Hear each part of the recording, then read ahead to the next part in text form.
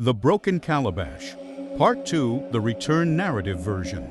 Peace had finally returned to Adaeze's life now that she is married and found the love of her life. So she believed. In her new home with Obinna, laughter lived again. The pain of the past seemed disappeared, like a fading shadow, while he first loved Chinedu is vexed in spirit, knowing some bonds are not easily broken. One silent night, as the wind whispered through the walls, the flame of a lamp burned, the air grew cold. Something unusual had found its way back to Adaeze. Why could it be? Adaeze woke suddenly. She could hear her breath so loud .anf heavy. Then she heard a whisper. Adaeze. Her heart stopped.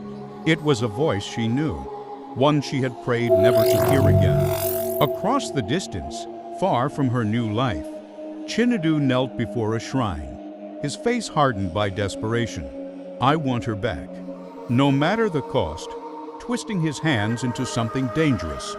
But the spirits do not grant favors without taking something in return. The fire before him shifted and turned green. Back in her room, Adaeze stood before a mirror, trying to steady herself. But something felt wrong. Sometimes, she stared at her reflection and it moved differently. For a brief moment, it delayed, and then it smiled. A broken calabash, the reflection whispered, still holds what was poured into it. A cold realization gripped her. She was no longer alone. At this point, the memories of Chinedu returned with full force. Suddenly, Obinna Adaeze's husband cried out in pain. He struggled, as if held by invisible hands. Adaeze, help me. The beads around his wrist tightened, digging into his skin. Love had returned to her life, but now it had become the target. Adaeze's mind raced back to the day she left everything behind. She had believed it was over.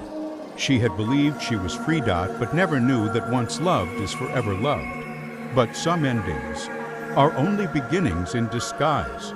This is not over, she whispered. In the shadows of the village, an old woman appeared, one of the few who understood what others feared to speak. You left the man, but not the bond, she said. Her voice carried the weight of truth. The spirits have not released you.